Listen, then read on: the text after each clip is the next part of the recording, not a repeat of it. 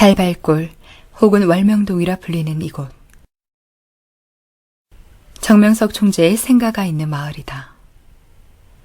30여 년 전 내 가구만 살아 마을이라고 할 수도 없었던 곳. 1978년에야 비로소 전기가 들어왔던 곳이다. 아주 말도 못하는 그런 산골이었지. 그런데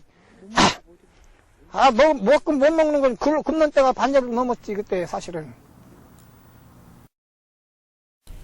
쓸쓸하고 적적한 외로운 산골.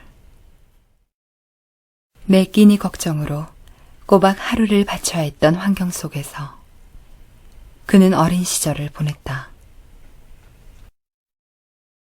그때는 전부 덩어리를 쳐다가 풀 꺾어다가 이렇게 농사를 짓다 보니까 논농사 쳐야 한마디기에 쌀 한 가마니 먹으면 많이 먹었어요. 동네 사람들 누구나 너나 할 것 없이 그냥 고구마 수숙살 이런 거 그냥 6.25 후에는 쑥도 닫아 먹고 그렇게 어렵게. 해발 400m에 위치해 곡식이 잘 안 되는 지역이다.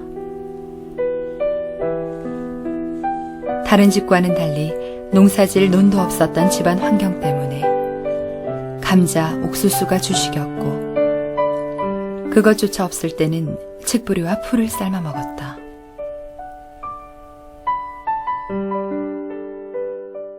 그때는 이제 먹을 게 없어갖고 이제 부황도 많이 나고 또 형님들이나 또 다 같이 식구들이 많이 쓰러지고 먹지 못해갖고 몸이 팅팅 부어갖고 쓰러져서 일어나지도 못하고 있었습니다. 저희 형제들이 7남매였는데 그때는 이 잠자는 것이 너무너무 비좁아가지고 방이 한 7자 정도 됐나? 그래서 너무 좁았어요. 그래서 낮에 실컷 일하고 힘들게 일하고 집에 가서 잠이라고 자려고 그러면 벼룩 나오고 진드기가 하도 물어. 이게 한 수십 마리 물었을 거예요. 그거 잡느라 꼬박 잡다 보면은 꼬박 밤을 새고 또 빈대는 나오지 모기가 밤새 물어대지.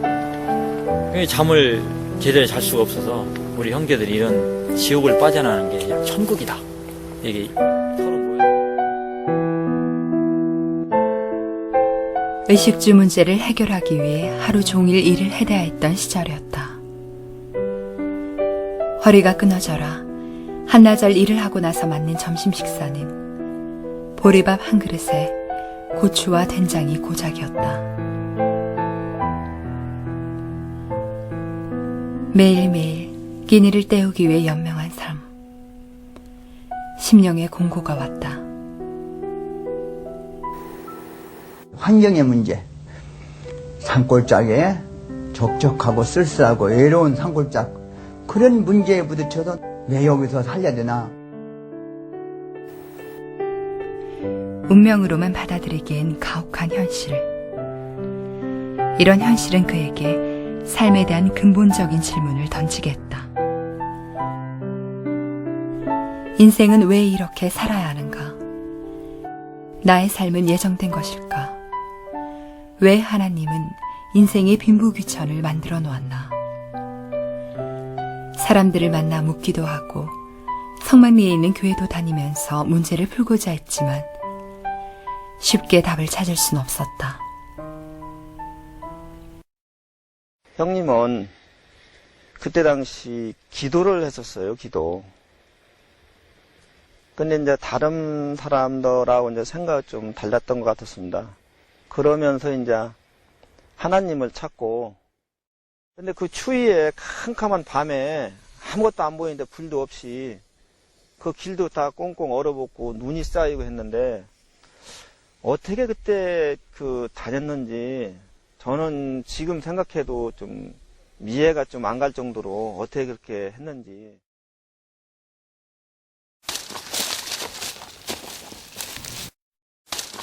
허무하게 일생을 마치고 싶진 않았다.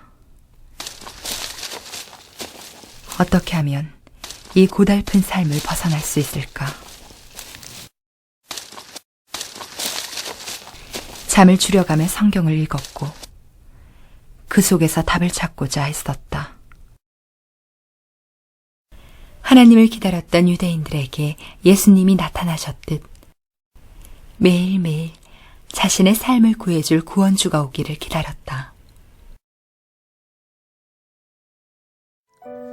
기도를 열심히 하면 예수님이 나타나시려나? 저 하늘에서 구름 타고 오시겠지? 그래, 내가 높은 지역에 사니까 이곳에도 들으실지 몰라. 예수님 맞을 준비를 해야겠다. 몰래 오시더라도 발자국은 남지 않을까? 매일 흙을 반반하게 고르면서 기다렸다. 이상하게 생긴 구름이다. 혹시 저 구름을 타고 오시려나? 신기하게 생긴 구름만 봐도 멈춰서던 나날들. 어느 날 반반하던 흙에 발자국이 나 있어 크게 기뻐하며 쫓아갔지만 근처 나무꾼의 발자국이라 실망하며 돌아온 적도 있었다. 남들이 보면 이해 못할 짓이었지만 그만큼 그는 절박했다. 성경에 깊이 파묻혀 기도에 빠져서 일주일이 어떻게 한 달이 어찌 흘렀는지 모르게 보낸 나날들. 수십 번, 수백 번 성경을 읽어 들어왔고 눈물의 기도는 그칠 날이 없었다.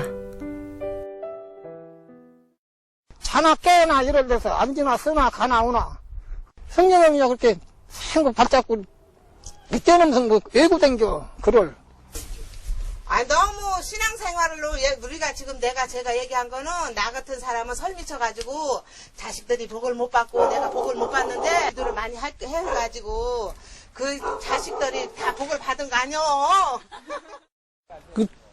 지금 정통제도 그런 걸 보면은 아주 그냥 하나님한테 이제 미치다시피 해가지고 이제 글로 이제 밥도 굽고 저 굴속에 가서 뭐 며칠씩 기도하고 그러고 나니까 이제 그게 무슨 영감이라는 게 이제 있는 게더라고.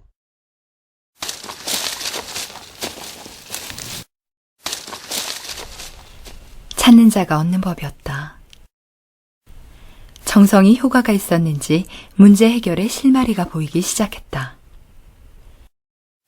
그 실마리는 바로 성경 속에 있었다. 성경 속에는 문제를 짊어진 수많은 사람들이 있었다. 노아 때는 홍수 심판의 문제가 있었고 아브라함은 아들을 제물로 바쳐야 했다.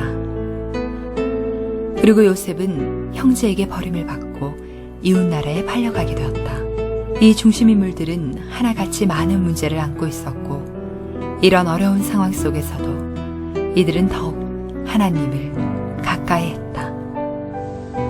하늘 앞에 가는 자가 문제가 해결됐습니다. 딴 사람 문제 해결보다 내가 문제가 해결되고 모든 성서에 나온 하늘을 가까이 하는 사람들이 다 문제가 해결됐습니다.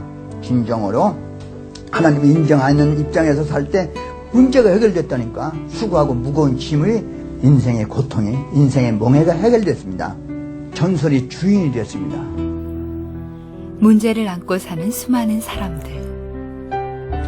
그 모든 문제들은 하나님을 사랑할 때 해결될 수 있었다. 그리고 하나님을 진정 사랑한다는 것은 하나님이 원하는 일을 해드리는 것임을 깨달은 정총재. 그는 이 시대 하나님이 원하시는 뜻을 찾아 발길을 옮기게 된다.